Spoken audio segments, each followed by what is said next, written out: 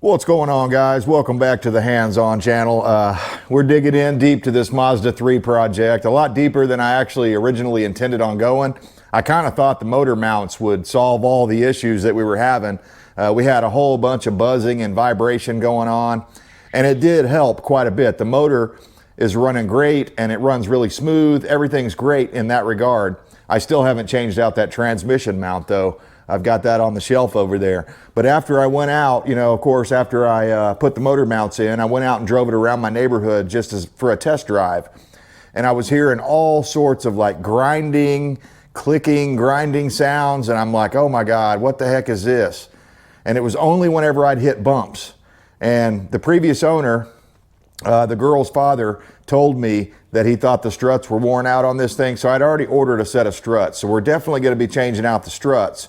But I think what happened was because they let the motor mounts go so long and they just ignored them. The engine was able to twist around inside of there, and the transmission was able to twist around inside of here in such a way that it wore out the inner CV joints on, I think, both sides. I went ahead and bought, axle shafts to change out inner and outer CV joints on both sides. So we're going to be doing a whole lot of stuff to this car because just like anything, just like you guys, whenever you get into a project, sometimes you see other things that are problematic. I went ahead and ordered ball joints. Although I didn't actually test the ball joints to see if they were bad, I can look in there and see that the boots are torn up pretty badly. So I went ahead and ordered a set of Moog ball joints for this thing. That's going to help with the ride and help with the noises and stuff like that. So by the time this front end's done, it'll have new lower ball joints, new struts, new sway bar end links. They were rattling around so badly that it was like clickety click click click click click click click click. Every time you'd hit a bump of any kind, even a small little crack would make the thing click and clack on you. So we're changing out the end links and stuff like this. And the whole reason why I'm doing this video, guys, is because I watched several other videos where guys would come in, or in some cases girls were coming in and changing out the struts, or they would change out the CV joints, or they would change out the ball joints. But in reality, if you're going this far into a project to change out any one of those things, you're already in there. So if anything else needs to be changed out, you should also change that at the same time. At least that's my opinion. And again, I'm not just trying to throw a whole bunch of money at this car because I'm trying to make it into a good, quick flipping car, but I won't sell a vehicle unless I know it's sound and it runs good, drives good, that sort of thing. And if it does have any problems left after I'm done doing all of this stuff, I'll disclose that in my ad or when I'm telling the person who's coming to test it out or whatever, what the other problems are. I'm not one of these shystery, shade tree mechanic guys that's trying to put sawdust in the transmission and all these other things you've heard about over the years. So one other thing we're gonna do, since we're this deep in, I noticed some grinding noises from the brakes. And sure enough, the brakes and the rotors, the pads are thin and the rotors are pretty well grooved up. So we'll get you in here and show you all of this, but we're gonna dig in deep to this thing. We're gonna pull the lower control arm loose. We're not gonna take it loose from the frame, but we're gonna take it loose from the spindle. We're gonna take the tie rod end loose. And that's one thing that I regret. When I made my big Rock Auto order, I should have thrown in some cheap tie rod ends. I didn't have a chance to inspect these before I pushed, buy it now or whatever on my basket there at Rock Auto. So what ended up happening is I'm looking at these and I'm like, yeah, the boots are torn. That doesn't necessarily mean that the joint itself is bad, but it's not going to last a whole lot longer. So in hindsight, I would have went ahead and bought tie rod ends as well. But we're going to go with what we've got. And it's not that big of a deal in the grand scheme of things. We could always come back in later on and put outer tie rod ends on there without too much trouble. So that's what we're going to be doing. Off camera, I went ahead and took my the last remnants of my PB Blaster and I squeezed it as hard as I could. And I put copious amounts all over the places that we're going to need lube to break things loose, because these things have some some of these bolts have some pretty high torque values and they're going to be a little difficult. So right off the bat, hopefully you guys can see that. Let me just spin you down a little bit there, like something like that. Hopefully you're seeing that. To get this center bolt loose, Even though the car is in drive, I have both wheels off the ramps here. I have it jack standed and it's all safe. It's at, you know, connected at 3 points. So if you're going to do this, make sure you do it on flat, level, solid ground, and you're not going to have any issues with the car falling on you or anything like that. Definitely want to use jack stands because you're going to be bearing down on a lot of this stuff and banging on it and doing things like that. So you certainly want the thing to be secure. But to break this loose, I had to put my pry bar in here like that, going down. And I already broke it loose off camera, but just to show you kind of how that works, you know, just to get it broken loose. And in fact, since we're already recording, I'm going to go ahead and just take it all the way out. Some of these vehicles, and I don't know if it's between the standard versus the manual transmission versus the automatic transmission, but some of these have a great big castle nut type deal on the end, although it's not really a castle nut. It's just a great big nut, like a 30 something millimeter. This one takes a 13 mil. So we're going to go ahead and pull that loose, get that out of the way, because we are changing out that CV axle. And one other thing I did off camera here before I got started, on the back of the slider pins that hold the brake caliper on, it has these little dust cover caps. So I went ahead and popped those off with my fingernail, and I'm just setting everything aside here where it won't roll away. And so my plan is we're going to come in here, take the brake caliper loose, which is just two, see what size that is for you.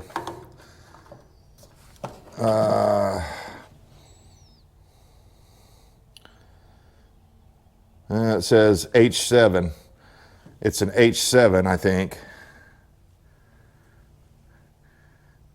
But it's just basically one of these guys here with an Allen head. It's a socket with an Allen head type deal on it like that. So it says H7. I don't know if that'll help you out or not. But yeah, you have to have one of those to take the caliper pins out here in the back. So we're going to pull those caliper pins out. We're going to pull this clip right here off so we can get this rubber line over. And I think I'm going to take a piece of coat hanger or something, and we're going to try to hang that caliper like right here out of the way, back over here in the corner, so that it hopefully will be out of my way. And then we'll be able to pull the rotor off, and we'll be able to see things a lot better than we can now. All right, I'm going to break these two caliper pins loose here.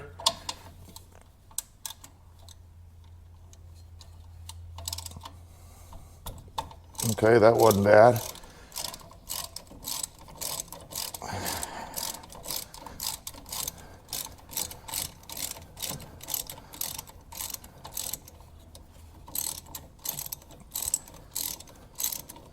So yeah, my daughter actually has a 2007 Mazda 3. Hers is a little hatchback. It's also a manual transmission, and it's a great little car, and I've worked on it quite a bit. That's exactly why I have this certain Allen size here. I had to go buy it, I think, over at AutoZone. Okay, nice. Okay, so far so good. So we're just going to take these out, or take these loose. Let's see if I can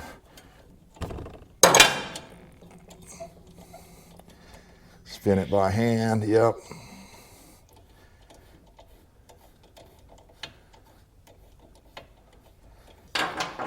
Looks like we have to pull these little spring clips off here.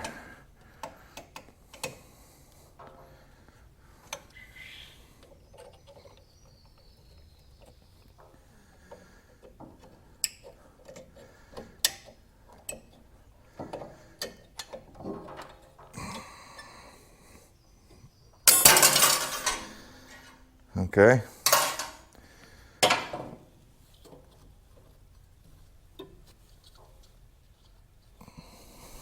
I think that one caliper pin is still pushed in a little too far.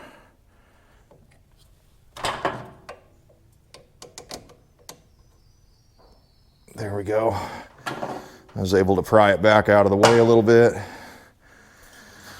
Got to get this clip out so that I can wiggle this line out of the way.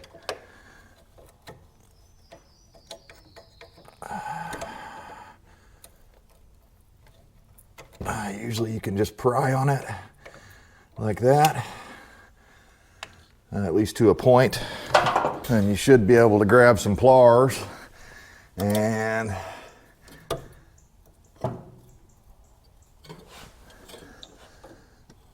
wiggle it the rest of the way out.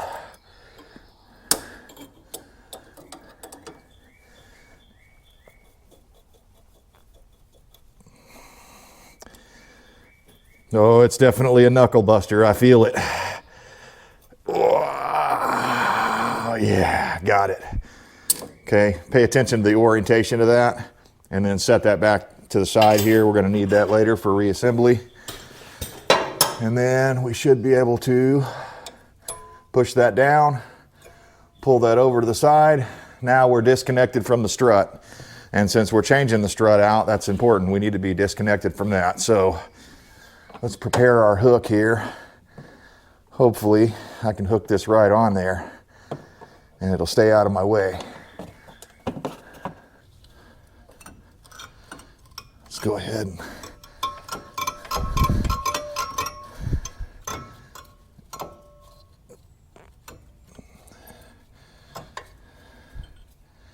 I think there's a lip. I know there is. There's a lip on this rotor.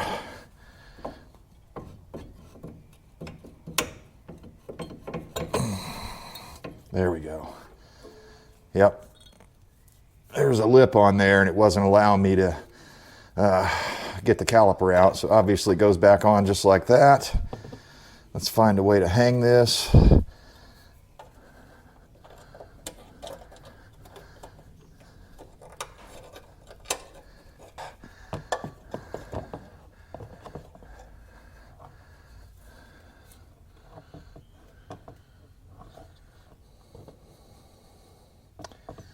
Well, it's kind of one of these deals where it's 6 one way, half a dozen the other. It's not, right now there's no pressure on the line. I like that, but it's still kind of in my way. So I may have to grab another tie wrap or something or another piece of coat hanger and try to pull it over to the side a little bit just so it stays out of my way, because I'm going to be pulling that CV shaft out and I don't want the brake caliper getting knocked off or anything like that. So I think we're good there. We'll pull this pad out of the way.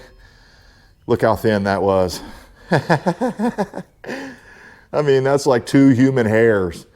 It was almost metal to metal. So I think I'm gonna have to grab a pair of vice grips so I can grab this from the back side, because I already tried breaking this loose earlier and I was able to get it to break loose, but it's just spinning and spinning. It's not that size. Let's see, where is it?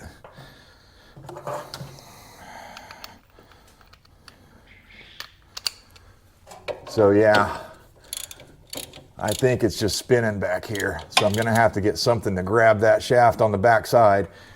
And again, if you're trying to salvage these, you're gonna wanna be real careful not to damage your, if you're reusing these same end links, you're gonna wanna make sure not damage this rubber. But I've got brand new ones over there, so I'm not really worried about it. I'm just gonna put some vice grips in here and grab on. There should be a flat spot back there on the back side.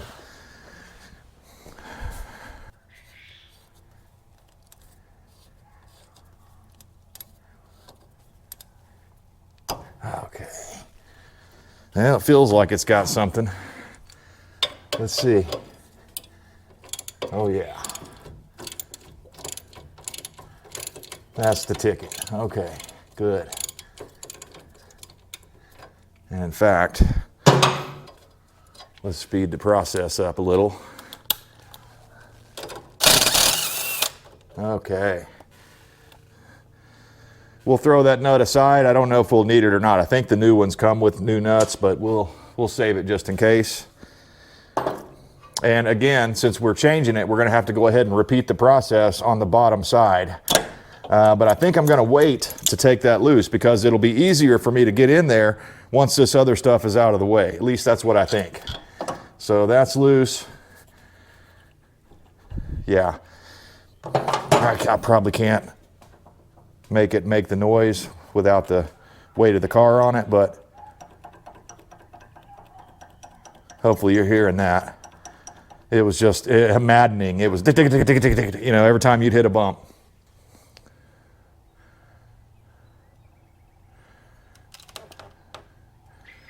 All right, since I'm pulling this whole spindle off, I'm gonna go ahead and pop this little clip out here. It's kind of like a cotter pin, I guess. We'll stick it down here, and we're gonna break this bolt here loose. Should be a 14, yep.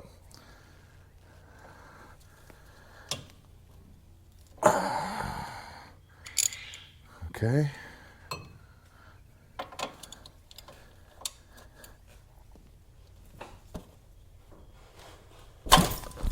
Oh, just caught it. I tipped you guys over for a second there. Let's see, where are we? Okay, I just broke it loose. All right, so I don't actually have a pickle fork or a ball joint separator. So what I'm gonna do is attempt to do this without renting any tools. We'll see. I think I can separate this without a pickle fork or without one of those special spready things that opens it up like this. We got a special tool right here that I call Maxwell Silver Hammer.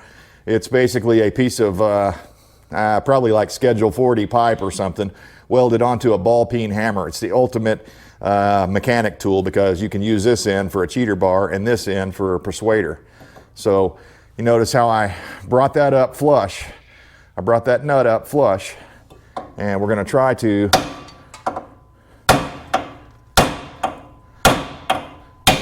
there it goes.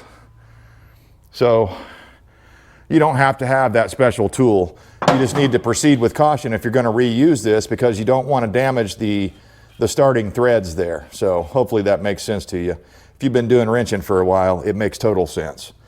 Okay, so I'm going to put this nut aside because we will need that again. And we should be able to simply move that. We don't want to spin this or anything because that could change the alignment. That could change the toe in and the toe out and stuff like that. So we're just going to move that tie rod end over to the side. And now we're free. We can move this out of the way now. We don't need that anymore, at least not right now.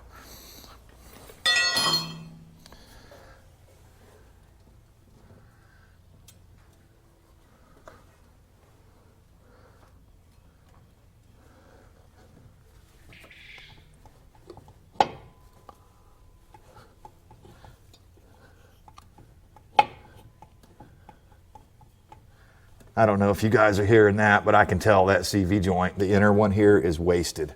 And also the boot is ripped. So that's a pretty good indicator that things have gone wrong. All right, I think next up, we're gonna take this big pinch nut here loose. And I'm pretty sure this one's gonna be a little difficult.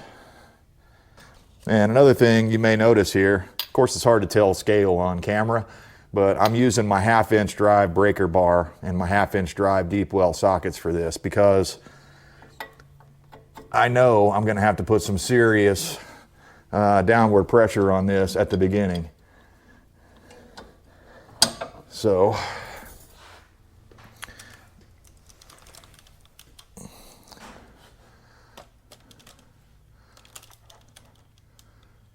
right now we're going for that pinch bolt that holds the strut assembly into the lower knuckle there, or the spindle, I guess we'll call it.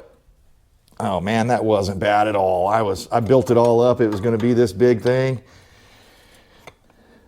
You know, probably like, I imagine all the great fighters like, you know, Mike Tyson, Muhammad Ali, and all these greats that have been around through the years. I would imagine that they're much like me. Whenever I have to go do a mechanic job like this, I get a little bit nervous at first. I'm like, oh man, am I gonna have all the things?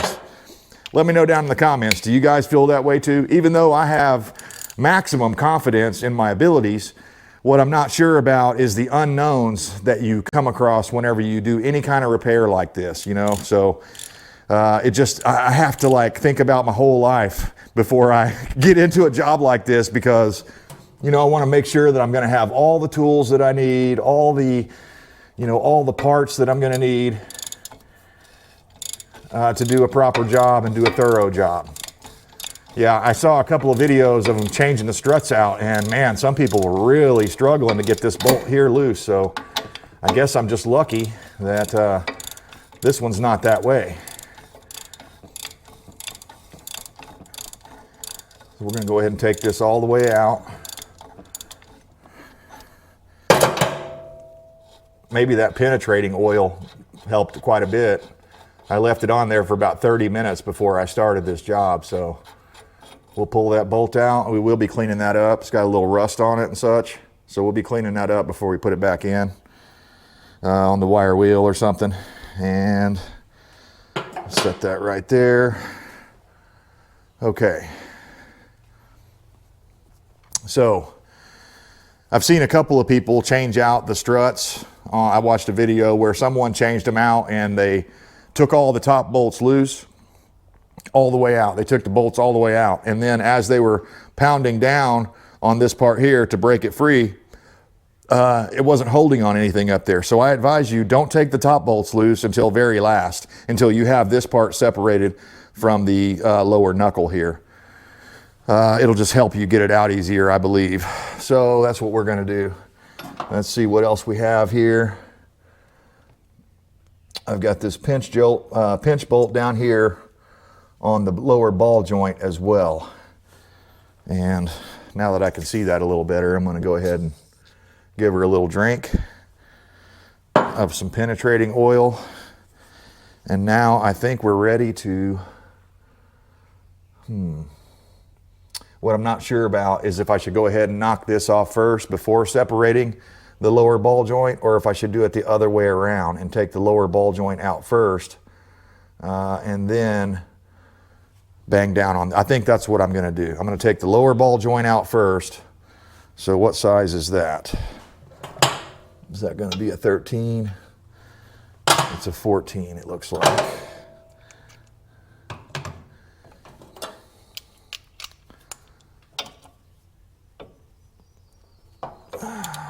Okay, that one's on there pretty good. And I think this one actually has a nut on the back side.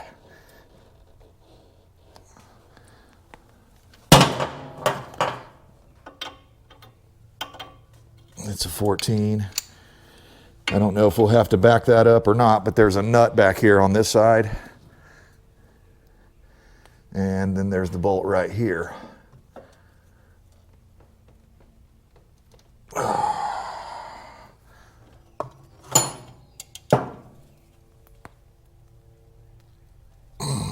Okay. Need the breaker bar.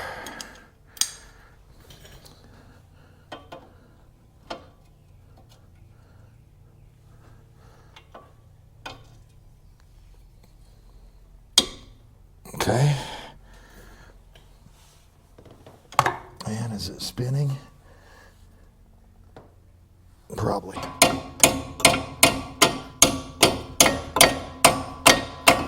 Okay. I'm having to get a little creative here because for whatever reason, my socket's not biting that nut on the back side. So I drove a wrench on the nut side, and now I'm going to attempt to break this loose right here on the bolt side. We'll see what happens.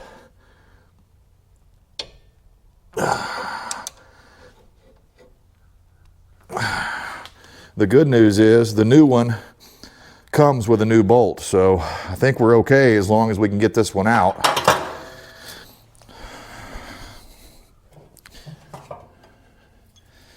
Again, we'll go with this big extension just to get me out here a little further away.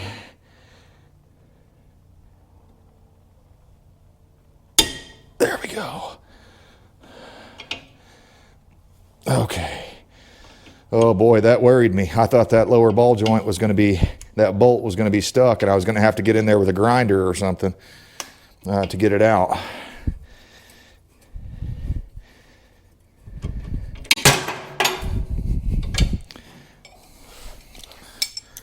Okay. So you're going to definitely need your big breaker bar for this job, just for helping get some of this stuff loose. Okay, so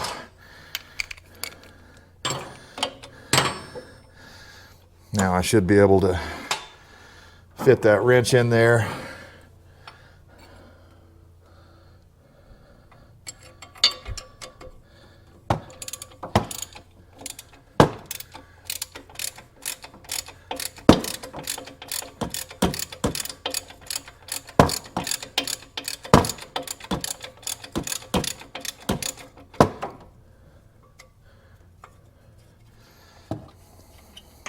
right, there we go. Got that out. And again, we're going to do the same sort of thing here. Although I think my new one comes with a new bolt. Just to be safe, I'm going to put that nut back on, and I'm going to give it a couple taps here with Maxwell, and that way we can get that bolt out, hopefully. Okay, good. It's pretty easy.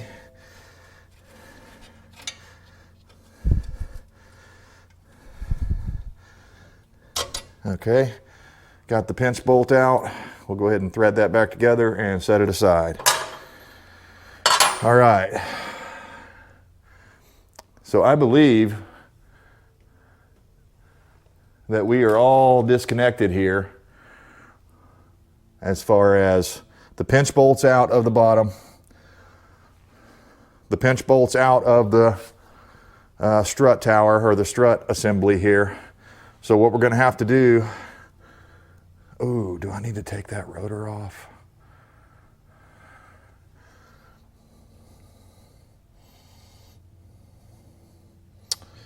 Okay, I forgot one thing. Because I'm taking the rotors off this thing, I'm going to go ahead and break these big bolts here loose. What size is that going to be? 17. Yep. I got two 17 mils right here. I'm going to break loose, and I'm going to take this caliper bracket here off just so I can get the rotor out of my way. I think it'll make it a little bit easier for me. Maybe.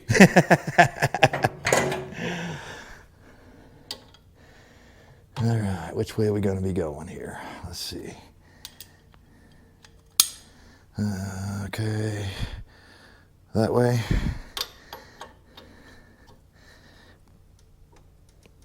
All right, thank goodness those weren't too bad.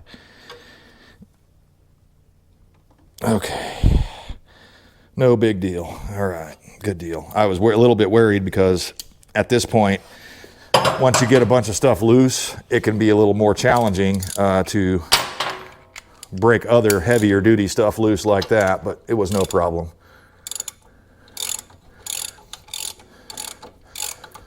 That's why I was saying earlier, you kind of have to do things in a certain firing order, or otherwise you're just asking for trouble. So just make sure you go in the right order, you'll be all right.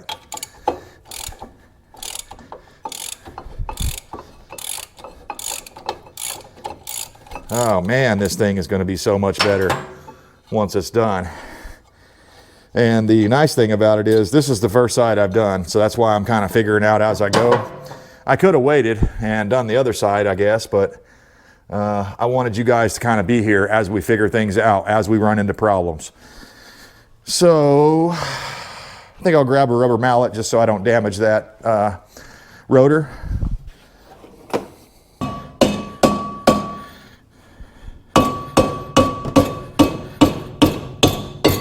There we go. All right, rotor is out of the way. Okay, so hang that back up there.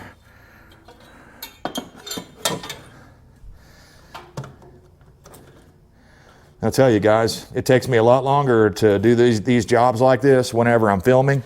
And I'm not trying to make you feel guilty or anything, but if you would, you know, reach down there and hit that thumbs up, man. Maybe consider subscribing to the channel.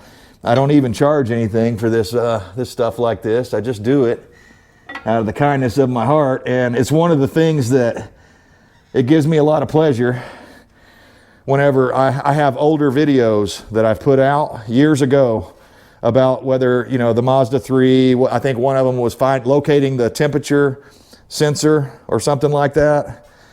And I still get people coming in to the comments on that video saying, oh man, thank you so much. And it makes me feel good. So I think we're going to have to hammer this out.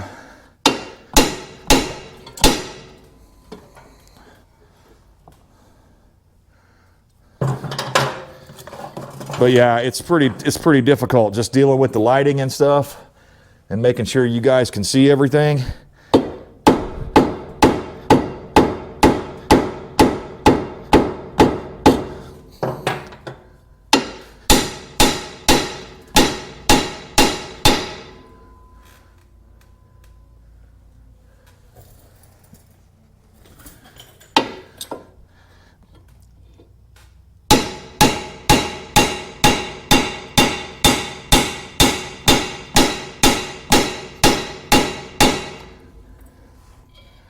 Oh, it's coming. It's just not coming fast.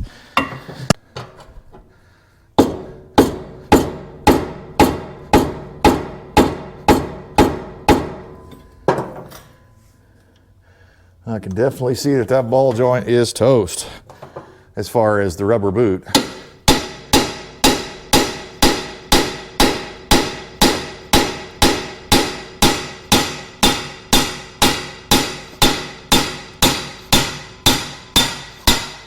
There we go. Oh my God. Okay.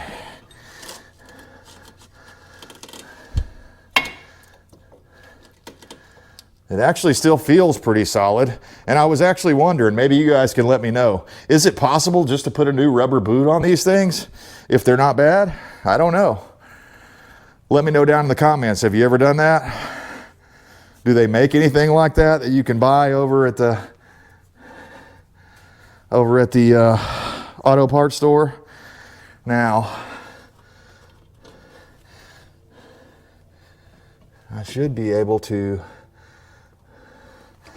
pull this out. See if you can make sure you guys can see this. I should be able to pull this hub out while pushing back on the CV joint.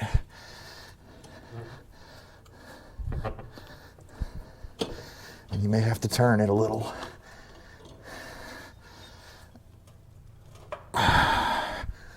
It's real close. Where's my pry bar? I should be able to pop that out of there, and then it should be easier, I'm thinking, to mess around with the strut.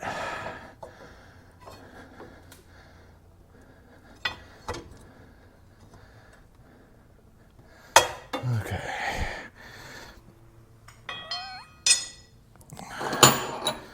One other thing we could try here is just, there we go. That's the ticket. Just get you a socket or a extension like that and should be able to tap that right out of there.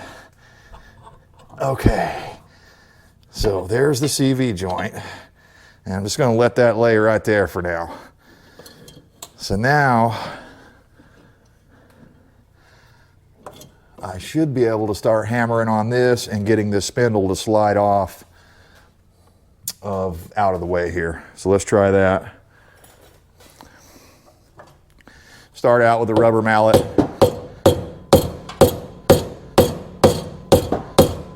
That's not doing anything. Switch over to Maxwell.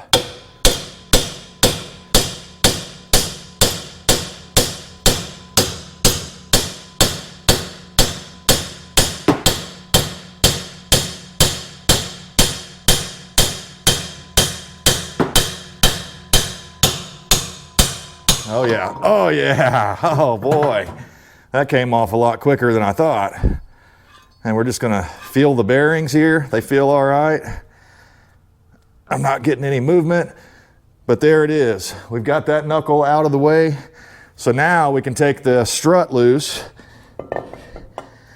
And I think before I do that, I'm gonna take about a 5-minute break here and go get myself something to drink. And we'll come back, we'll take those top bolts loose out of the strut, and we should be able to install the new strut. All right, we're up here topside now. We're gonna take these upper strut bolts loose, and it looks like it's a 14 mil. Oh, that was easy. And actually, reading about this, before I did the job, these are only torqued up here at the top to 20 foot-pounds, so it's not very much. Go ahead and take these guys out.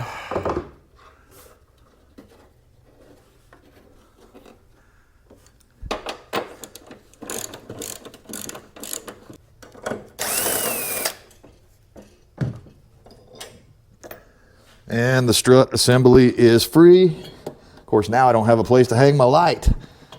Let's go right there. Okay, and that thing is worn out. Not only is the boot ripped, but I can just see evidence where it's been leaking. So it's probably leaked out all of its juice a long time ago. And we're just going to want to make sure to pay attention to that. That's how it came out of there, with this going toward the rear of the car. And that's for the sway bar end link right there. Get you a look at what I'm doing here. Okay, obviously you can see the old strut is this one here with all the crud on it. And there's the nice shiny new one. But notice how the brackets are oriented on this one.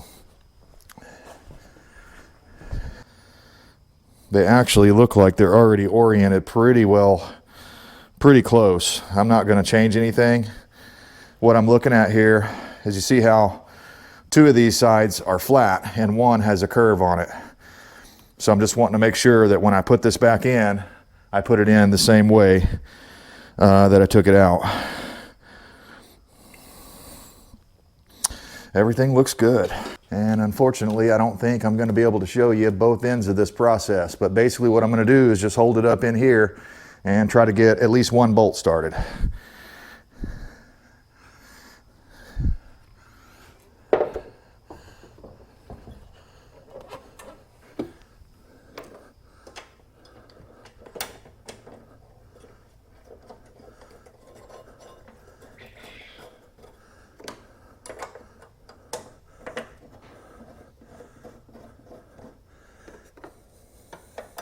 If yours is like mine, there are some little dust rings on there that show you exactly where this has been sitting. If I was to move this strut like that or like that, it could change the alignment just a little bit. So I'm trying to line everything back up with the existing marks that were on here so that hopefully the alignment will be the same. And then I'm just going to snug it up. I'm not going to tighten it to full. I'm not going to torque it down right now. I'll do that once the car is setting on the ground. So we've got the new strut in. Now, like I said earlier, I am going to be changing out these end links. So I'm going to stop right there on that part of the process. And now we're going to move on to changing out the CV joints, I believe.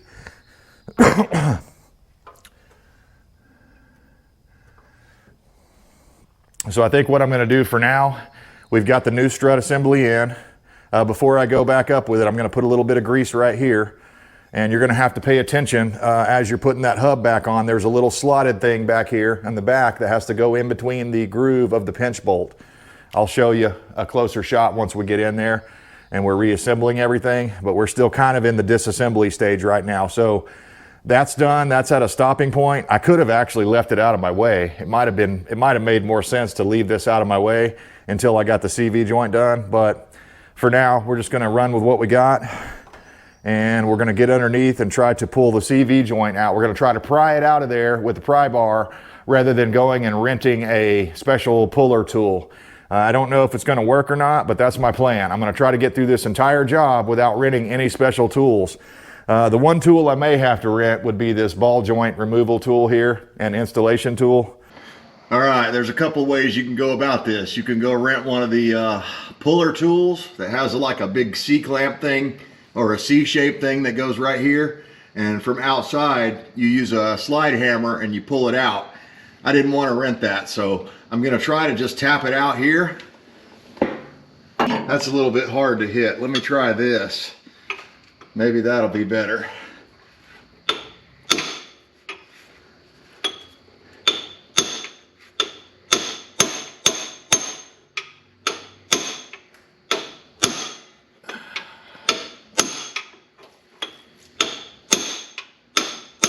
There we go. She's moving. Did you see that? Okay. Not quite. I have to hit it a couple more times.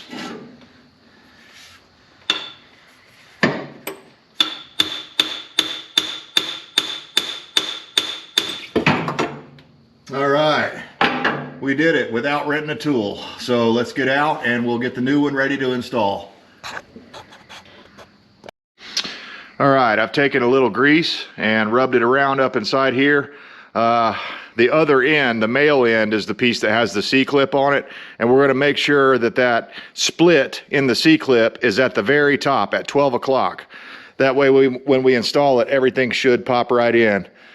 But you can see I've also put some regular just axle grease is what I use, this Quaker State stuff back here. That's what I used on this project, but just coat it down so that when you slide everything together, it'll be nicely lubricated. Let's pop it in.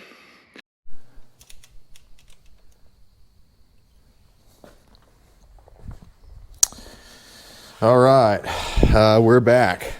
Had to go grab a little bite to eat, but I made this little, I just took a piece of old oil filled pipe here and cut it down to length, and it's a little bigger than I like, but I think it's gonna work. I think I've got enough of it here that it's gonna work. And down below, I'm not sure if you're seeing that or not, but I've got a piece of wood down here on the ramp, just kind of spreading everything out, spreading the load out and the weight out. And my plan is to go ahead and pop this out without having to go rent a special tool to do it. Because I know I'm replacing this anyway, I'm just gonna go ahead and bang right here. That's my plan. So let's see if we can drive this out without renting a special tool. I grabbed an impact socket here, and it's just bigger than this shaft that sticks out here, so it fits down inside of the ball joint. We're gonna try to tap this.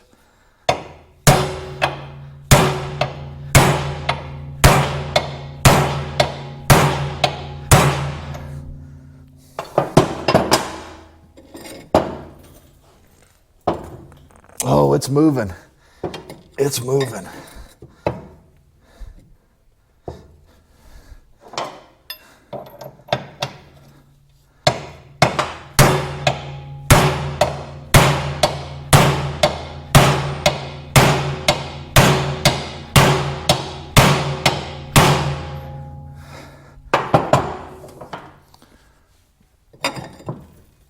Oh, yeah.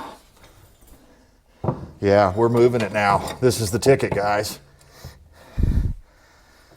I don't know why I didn't think of that earlier, but this was probably absorbing some of the shock because it has, for one, it has grease underneath it, but it also has movement. So this, I can hold it still.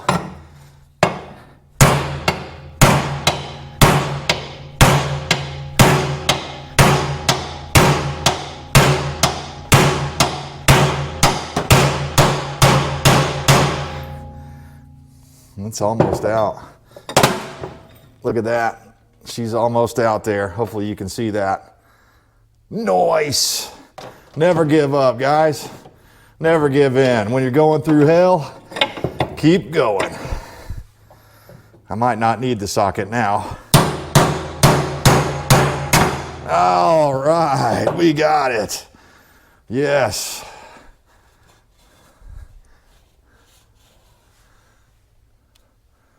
All right, hopefully that recorded that. That's a big moment of victory. Nice. We got that old junk ball joint out of there. So the question is, I don't know if I'll need the press to get the new one in or not. I surely don't want to have to beat the new one in and damage it, but I will try to get it ready and we'll see if we can stick it in.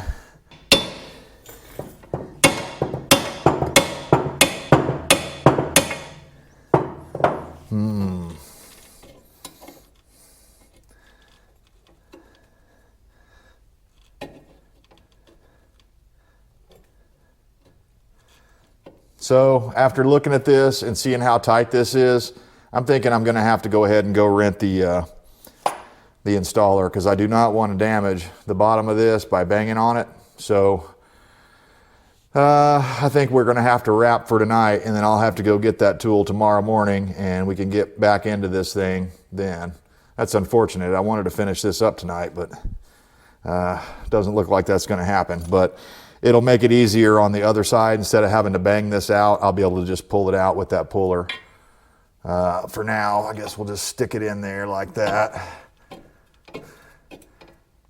No, it doesn't really even want to go in. So yeah, I'm definitely going to need something to help me get that started straight in there, because if I just try to bang it in, it might get cockeyed and then you'd fight it the whole way or maybe even damage the inside of this. So, all right, guys, it's the next day. I went ahead and went and got a good night's sleep and went over to AutoZone and rented a tool from them.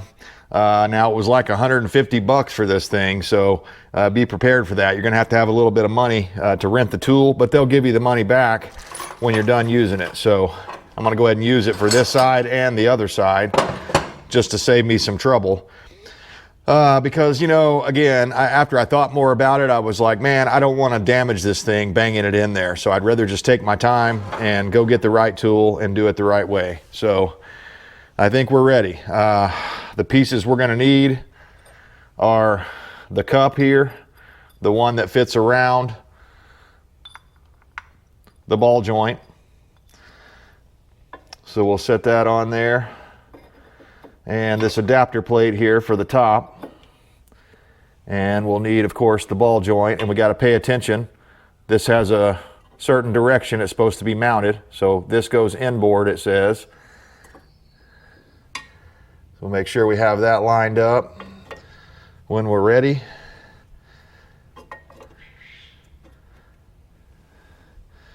And it's a little fidgety getting all this together.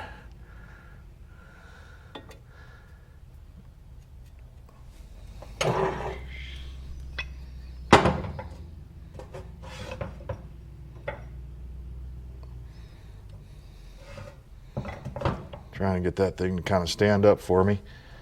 There we go.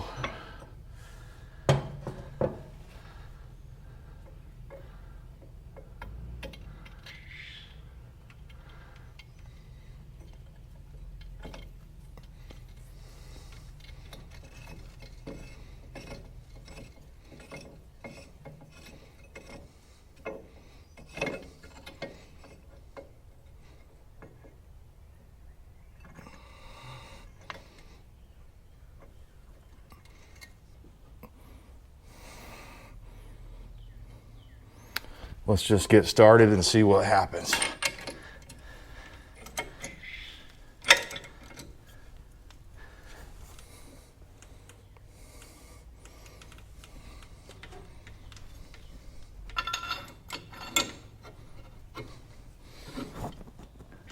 There she goes.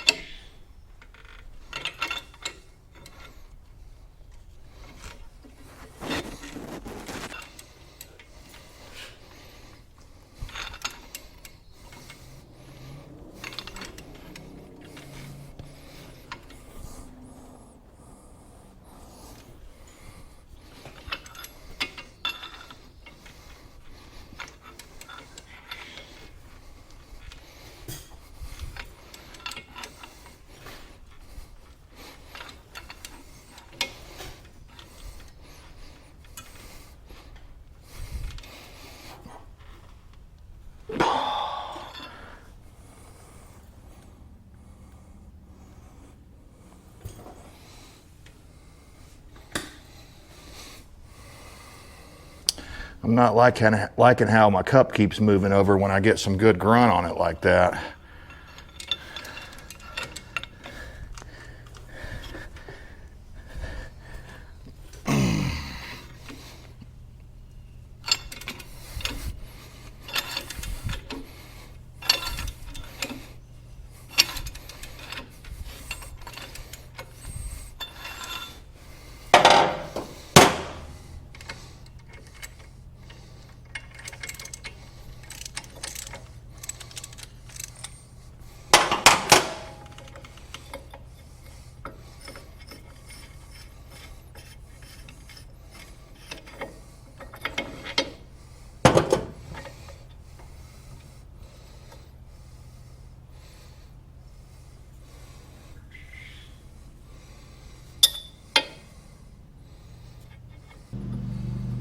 Okay, I think I see the problem here. I think I was bottoming out on that metal. So hopefully with this configuration, if I can keep the cup straight, it should work. And of course, I live in one of these neighborhoods where people have to mow their yard like every 3 days around here. So of course, right when I'm recording, my neighbor has to mow his yard. Oh, don't ever let me be a motard, no matter what happens. I'm basically into bare minimum lawn upkeep. I could care less what my yard looks like, as long as it's gets mowed once every 2 weeks, I'm happy. But these people are like every 3 days around here. It's pretty crazy. Okay, let's see if this is going to work out a little better for us. Hope so.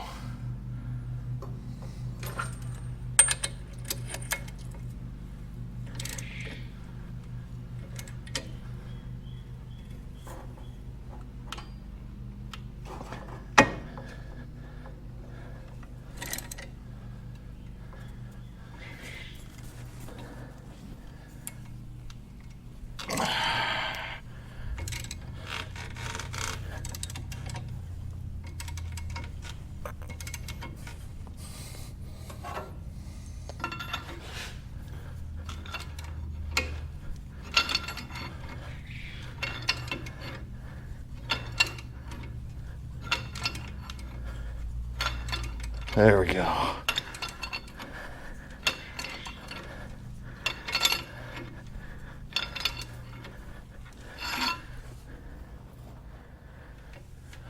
Almost there.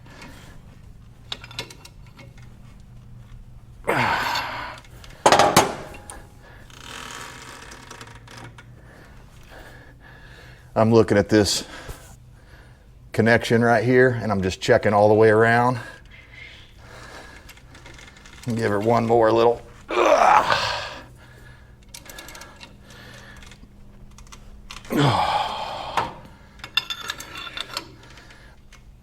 right. Okay. Yeah, it's been a while since I've used one of these. And I don't remember the last time I used one. It seemed like the cups were a little bit deeper on the last one I used, so I blame them. But we got it in. Okay, so we'll just have to remember that.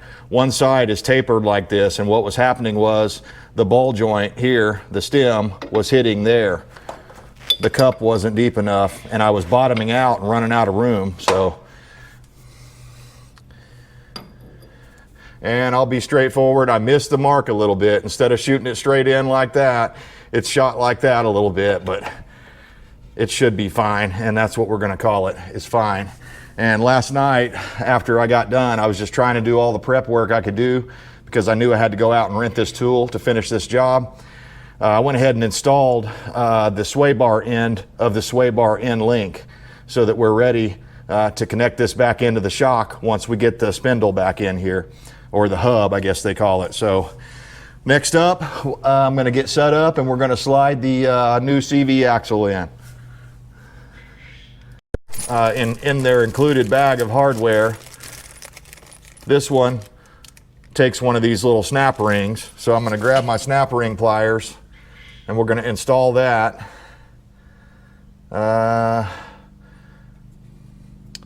Probably in an orientation like that. And we'll clip that on there. Okay. Did that go in? Nope. But I can probably push it down.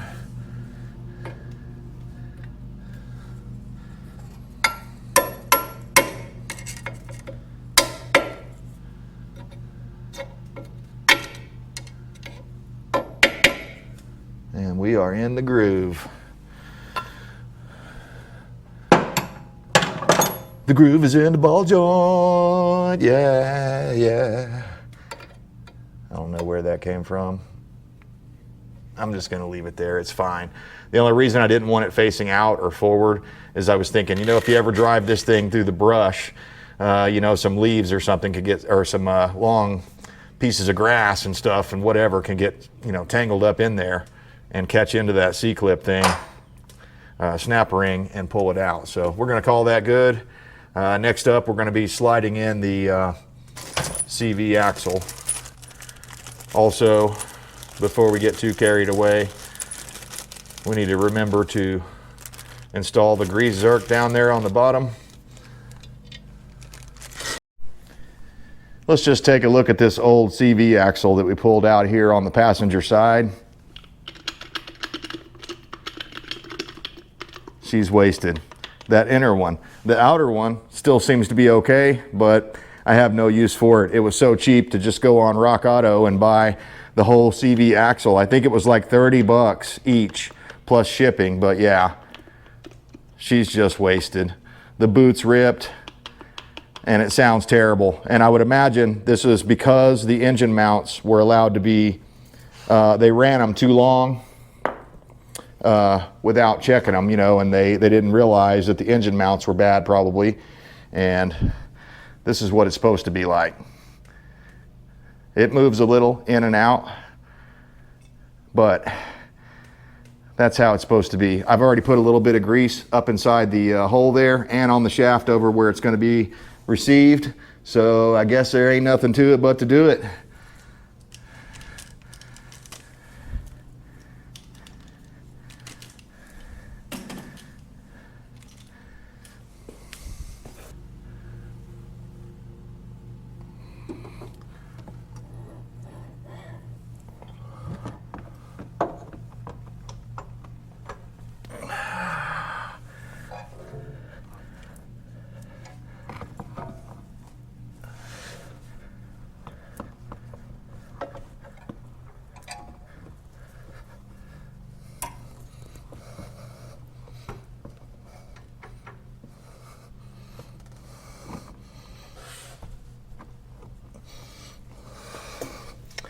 Okay, you remember we had to tap that thing out, so I imagine we're going to have to tap it back in.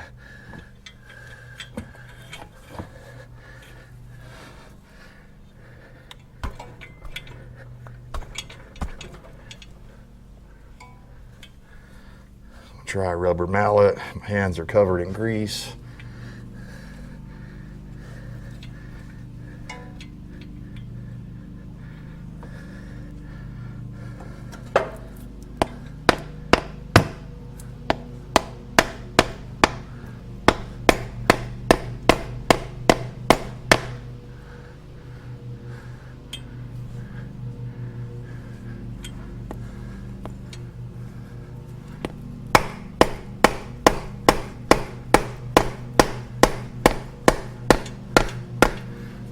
Feel it going. Are you guys watching that? You let me know when we get there. Hopefully that light's not in your way. What we're trying to do is get that little dust ring thing to go all the way in as far as it can. Oh, there. That's it. I just pushed it and we're in. Okay, so we'll just rest this right here. And now there ain't nothing left to do but put the entire hub assembly back on and bolt everything down, torque it down, get the shock back into the top of it there, get the ball joint pressed back into the bottom of it, get the brakes put back on, all that stuff, and to finish up, you know, that part of it. And then I get to do it all again on the driver's side. So, all right, guys, we had to go about this a different way. I beat on this thing, beat on it, couldn't get it to go. I even used the ball joint press, tried to get it to go in that way, couldn't make that work. And basically what I had to end up doing was taking the hub loose from the shock again, or from the strut. I had to take that loose and take the CV axle out. And then I was able to bang that in from the top side. But it's even that, man, it was a hell of a time. I even took a wire brush, rotary style wire brush, and ran it through the hole, thinking maybe if I cleaned the rust out, maybe it would work a little easier and work better. But man, I just could not get it. I beat on that thing and beat on it some more. And finally I was like, man, this is not working. Maybe I should have put this in first into the hub. So that's what I did. I pulled this back and I was able to move the CV joint out of the way. And I disconnected the tie rod again, and I was able to just hammer that in there. But even that, it took me a long time. It finally gave and went like 99% of the way, but there's still a little bit left to go. And I couldn't bang it in. So what I'm hoping I'll be able to do now that it's most of the way in, I'm hoping I'll be able to raise up here, push this back on the shock up here, or on the strut, as we're going. And then once I get to the point where the strut is bottomed out and it's taking the load, I can throw that bolt back in over there and then take the pressure that it's going to have on it. You know, it'll have a lot of pressure upward on it, and then maybe then I can bang down on it and get the thing to where this pinch bolt will go through. But these are supposed to be, they claim these were supposed to be easy install or something. And I'm telling you, I have not had an easy time putting these things in. And it's not the part down here that pressed in just fine. It's this part right here. For whatever reason, I don't know if this car is just a little tighter or what, but I went and watched a couple of videos and guys were just wiggling it. It would go right in. I'm like, what in the world is going on? I even took the old ball joint right here and my calipers, my dial caliper, and I measured it to make sure that this shaft was the same size as the shaft on the Moog, and it was exactly the same. So I can't really figure out why I'm having such a heck of a time with this, except for the fact that I'm trying to record it, and that's kind of how it goes sometimes. So now what we're going to do is go ahead and slowly raise this jack up. If you pay attention right here, you should see this kind of working its way on to the strut. And I guess that's how I'm going to go about it on the other side, is I will also, we got to remember there's that piece back here in the back that has to go down that slot. So let's make sure that that's looking good, and it is. But yeah, man, I just had a heck of a time with that. It ain't supposed to be that hard, that's for sure. Okay, so now we're starting to get to where we're kind of binding up on it. It's not raising, so we'll take the rubber mallet.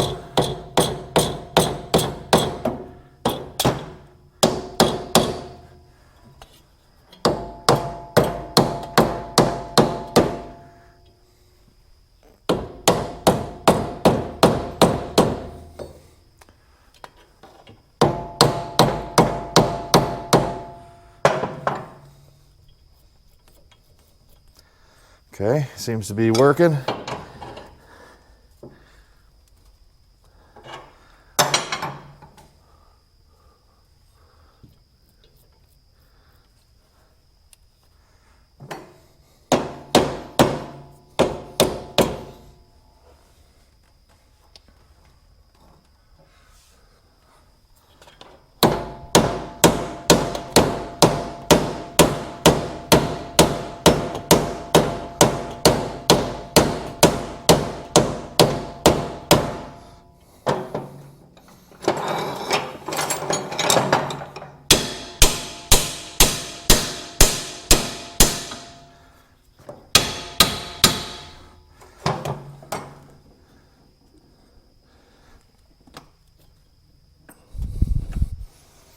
Okay, put a little more on it.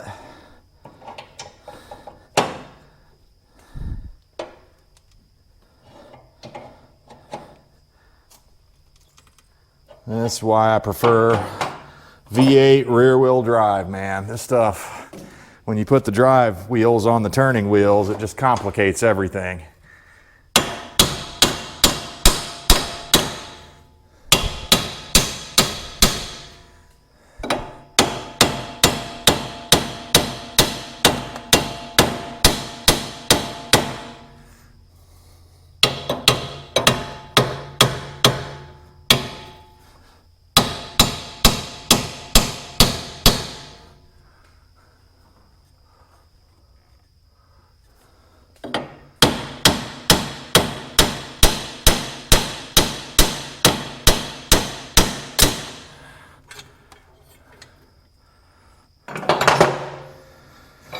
It's going slow and steady.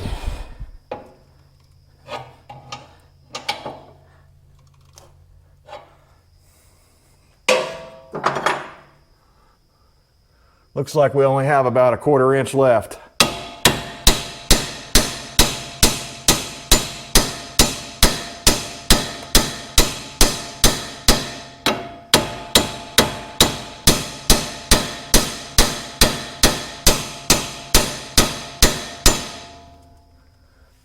Is that it? I got some sticking out of the bottom there.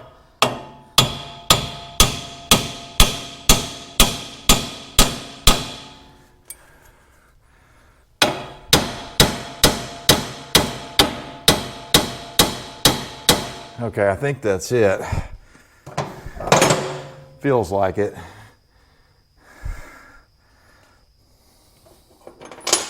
Yeah, I think that's the bolt.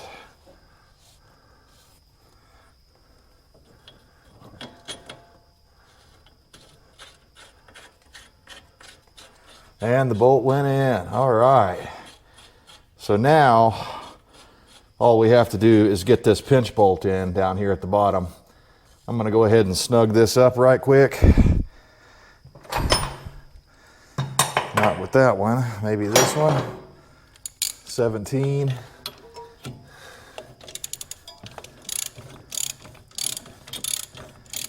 Yeah. So, I think most of the time you should be able to do it the way that I tried to do it to begin with.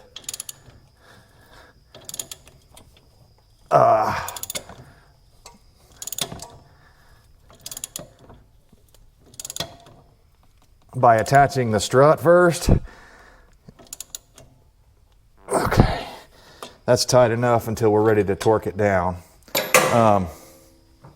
But yeah, you should be able to do it in theory the way I was trying to do it. So I really don't understand what exactly happened there, but something went wrong. Okay, so I'm going to turn this like so, and we're going to keep putting more upward pressure on this control arm.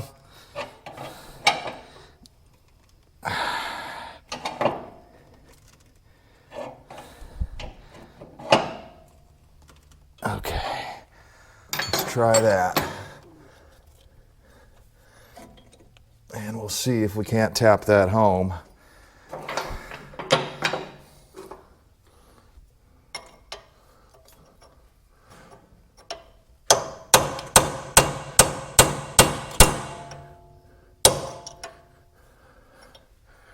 Go to your home.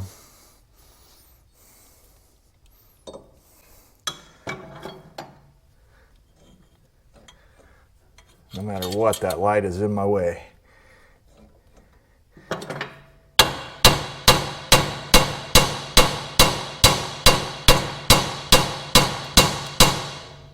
Because I've got a new bolt here, I'm going to take the old bolt and try to tap it in there and see if I can make it pop into place.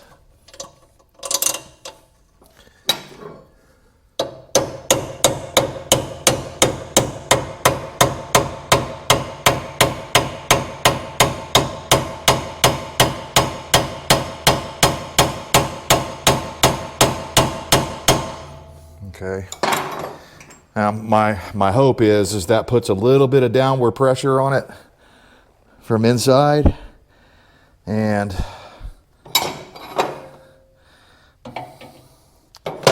maybe I can tap on it and that'll get it to go.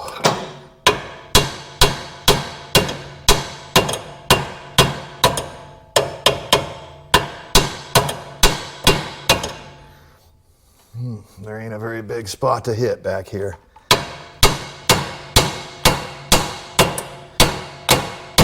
Oh, it just went. It just went. Did you guys see that? Ha ha. Oh man. What a pain in the butt. Now I got to get this bolt out of here.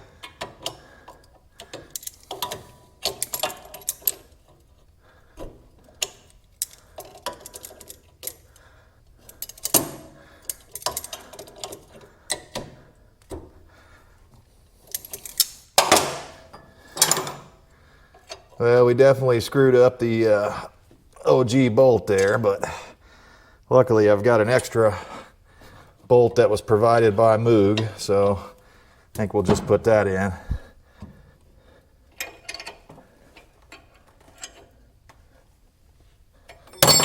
Oh my gosh. I just dropped it on the other side of the shop. All right, this first bolt here, the front lower ball joint is supposed to be 40 foot-pounds. Let's see how we did.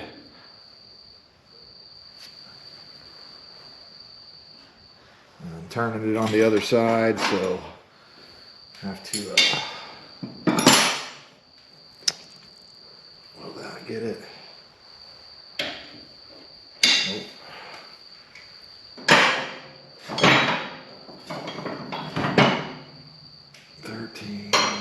I want the 15. Where's the 15?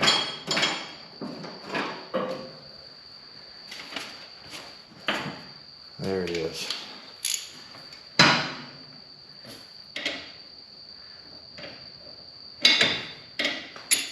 Nope, it's not a 15. Dadgummit. Is it a 16? Yep.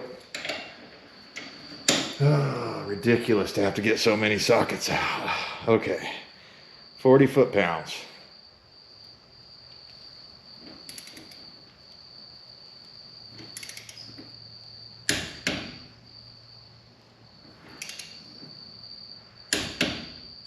Okay.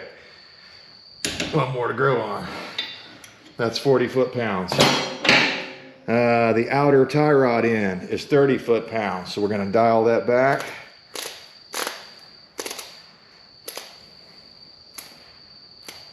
Okay.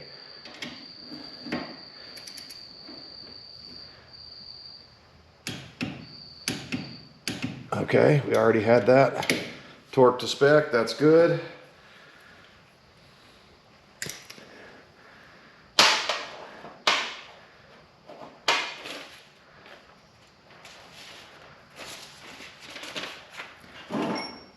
Get too much stuff out, you can't find anything. Burying all my stuff here. Okay, so next we're going to do this axle bolt. It's supposed to be 25 foot-pounds and then an additional quarter turn, or 90 degrees if you want to look at it that way. So what size is that? It's going to be probably a 13, I believe, I remember. Is it a 13? Yep. Now the trick here is doing this without the whole wheel spinning, so I may have to brace this thing up. Oh, you know what? I didn't turn it down. I need to turn it down to 25.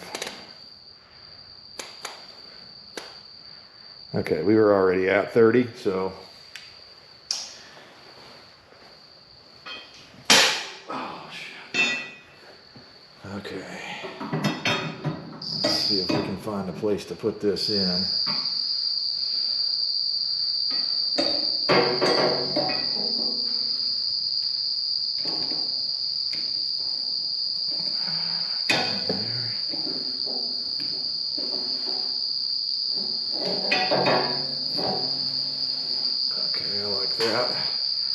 So we're going to go 25.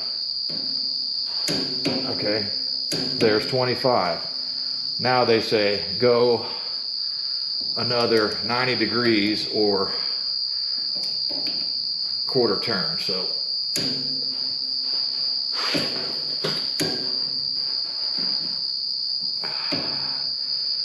I ran out of room right there, dadgummit. Okay, that was about half of the way.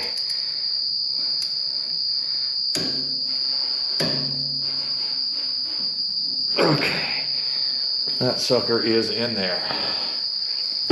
All right, so the strut pinch bolt up here, you guys aren't going to be able to see it very well, but that one gets torqued down to 55 foot-pounds. 55 foot-pounds.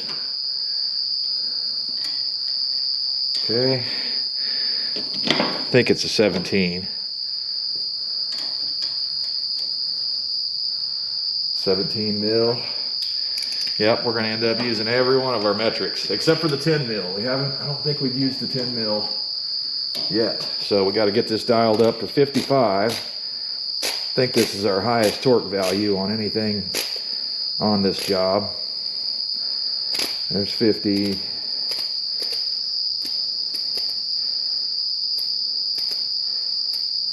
Yeah, close enough. That might be a little more than 55, but we're going to call it good.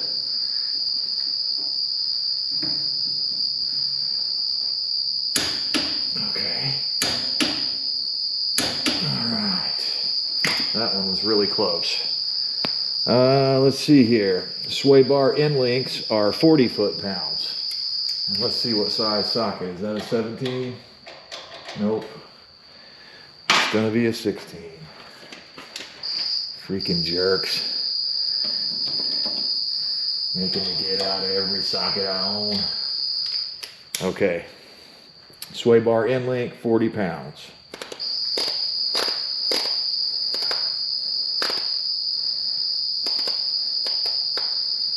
And close enough, 40 pounds.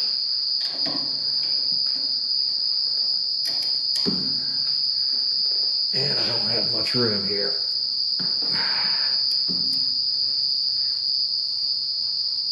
There we go.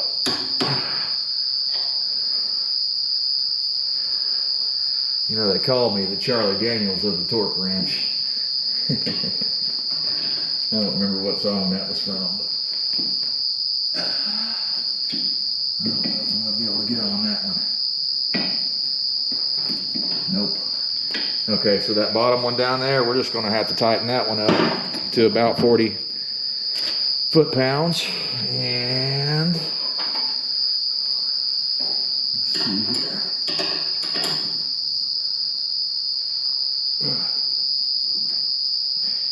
Oh, I went the wrong way, damn it.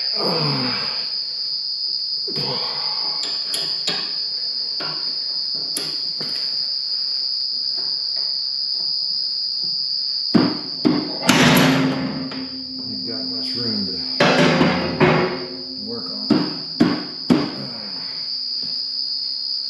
Just get rid.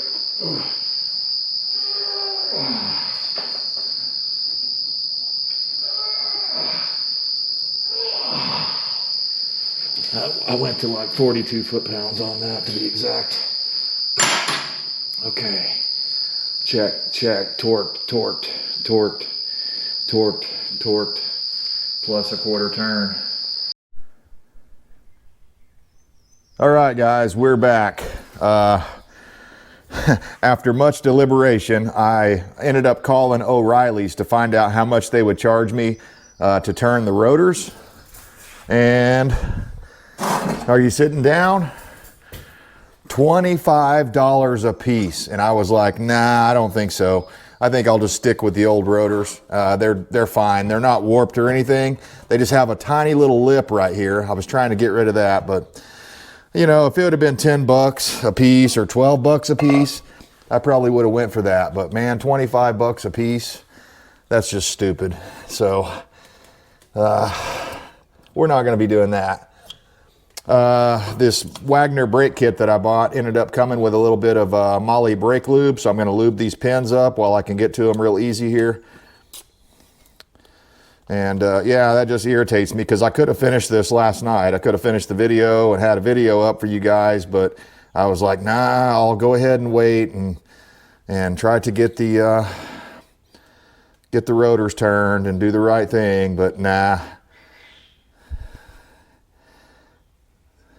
Too expensive to do the right thing in Biden's America, especially if I'm just trying to flip this car. So we're going to do it the best we can. Yeah, that's sliding better. I'm glad they sent some of this because I didn't have any more of the caliper pin lube. And this stuff makes a big difference as far as keeping your brakes going for a long time, keeping these pins lubricated. Allows that caliper to slide in and out. That way it doesn't wear out one of your brake pads sooner than the other one. Okay. Go to your home. There you go. I like to put it in and just slide it around a little bit. Oh yeah, that feels a lot better. In fact, I'm gonna have to be careful not to drop them out of there. I'll push them in a little bit more. There we go. Reinstall this caliper bracket here. Trying to remember how that thing goes. It's been a minute. Okay, it goes like that.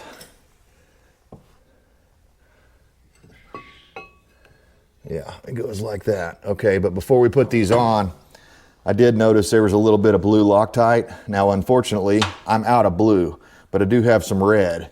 So if you're the guy that ends up working on this in the future, you may have to apply a little heat to get this off. And I'm not going to put a whole lot on there, just a little bit, because they are torqued down to, I believe, 55 foot-pounds, if I'm not mistaken. That should be enough. So was that a 17? Yep.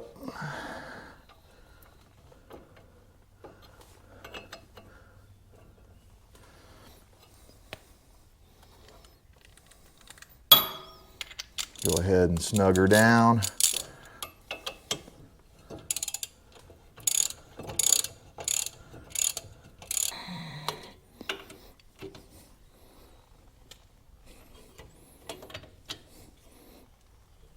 Okay. I'm going to set our torque wrench up to 45 foot-pounds.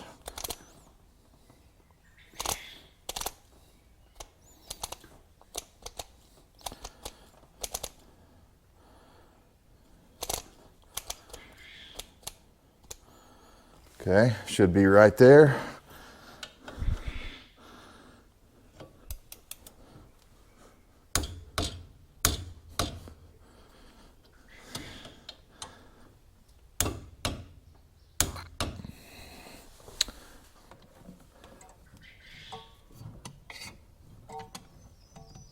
Just pushing that piston back home. I find it's best just to push it in all the way. And right there's all the way. Okay, well, that worked out great.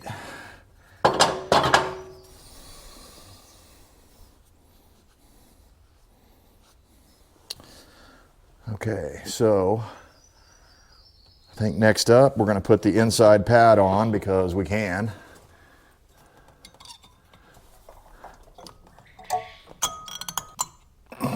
Didn't have to have a screwdriver to push that thing in.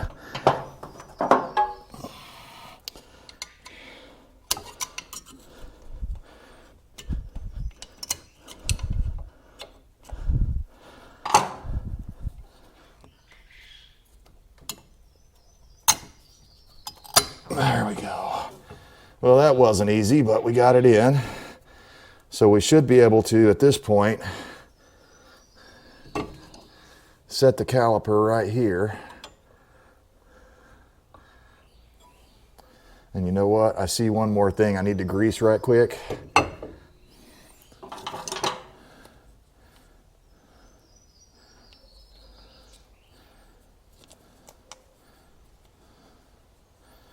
That might be the better way to go. Just stick it in the groove. If I have to, I'll go for the other side, I'll go buy some more lube. Of course, it probably costs freaking $25 a tube now. Oh man, this world's out of control, guys. Of course, I don't have to tell you, that's probably why you're watching this video, so you can fix your own car. Hopefully it helps you out. All right, now I got Blue Molly lube all over me. But I should be able to slide this guy on. I'm gonna have to push the bolts back through. Oh, don't pop out of there.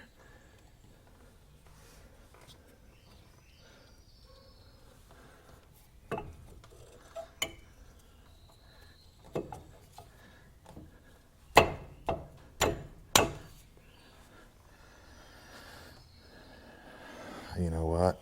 I've got to set that front brake on first before I do that. Okay, so we'll set this into position like that. Now we can stick this guy on.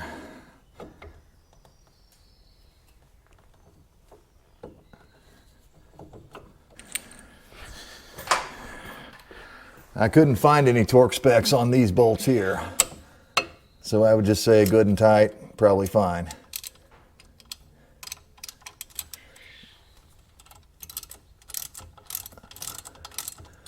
Okay, that one started right in. I like that. I'm not going to tighten it all the way yet. Just going to run it into snug, just like that. And have to get extension.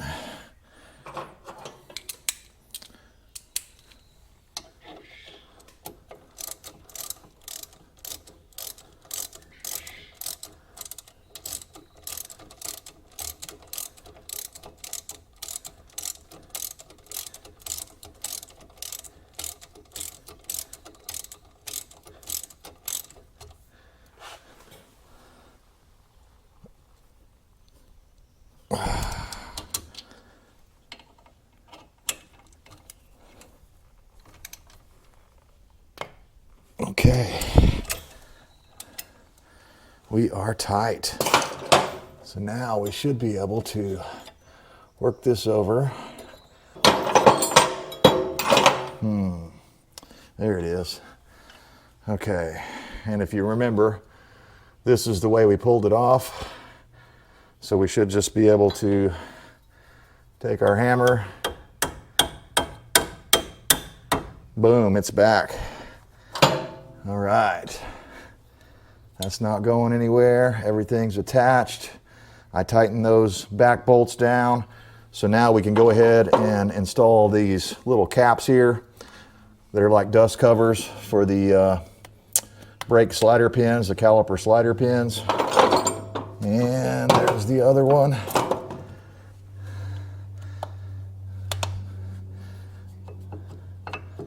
Oh yeah, she's sliding good. That's what you want. I'm gonna go turn the wheel back the other way. You guys tell me, holler at me whenever it gets straight. Are we there? Up. You were supposed to tell me when we got there. What happened? Actually, I think that'll work out. That'll give us a better view of installing this little spring-a thing here.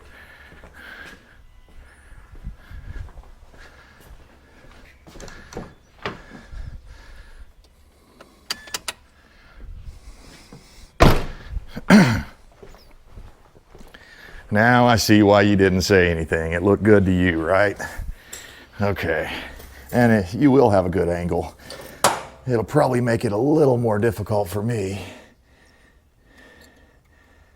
Okay, somehow this doodad goes in here.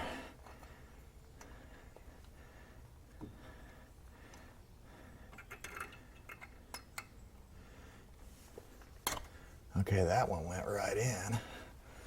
What's the deal? All the way in. That's not right. That's supposed to be on, so this spring must be bent. That's why it was acting a little weird. So,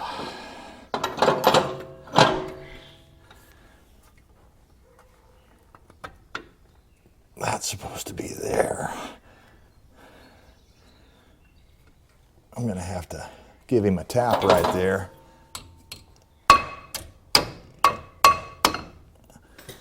And I might even take my punch. After seeing that, I'm actually thinking about putting the old spring back in, because I just don't like how that's sitting in there. It's not making me think that it's going to stay. I think it's going to pop out.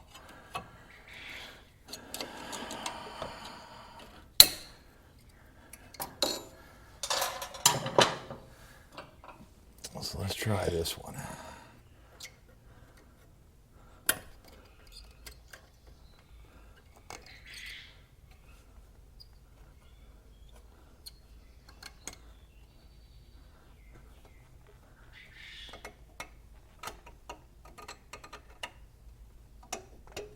Okay.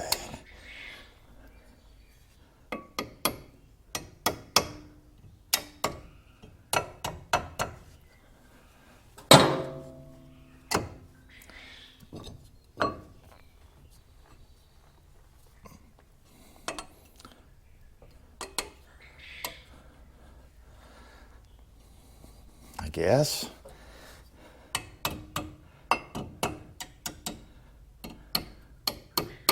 It's definitely as far in as it can go, so I guess that's how it works.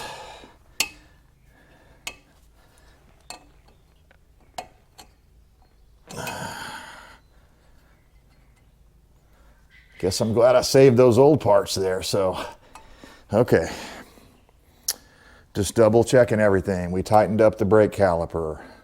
We tightened up this. All that stuff's torqued down. I did that last night. I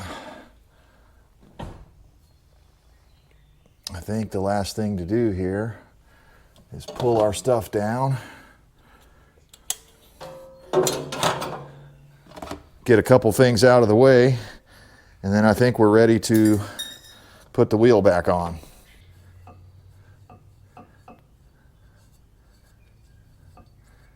All right, that should help.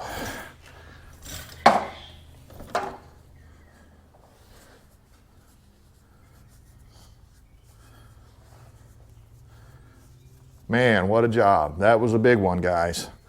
There was one piece of footage that I lost, and it was when I was reinstalling the hub. So I may shoot a little bit of footage on the other side.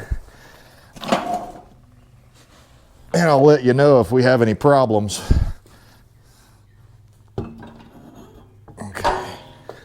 Still got stuff in my way. If we have any problems with the other side that we didn't experience here, I'll be sure to let you know.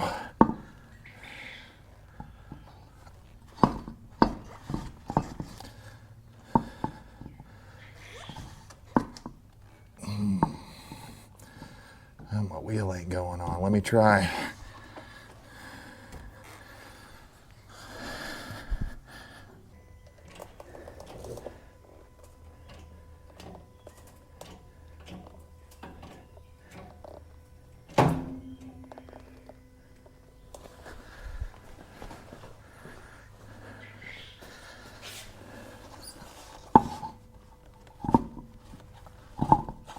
There we go. Okay.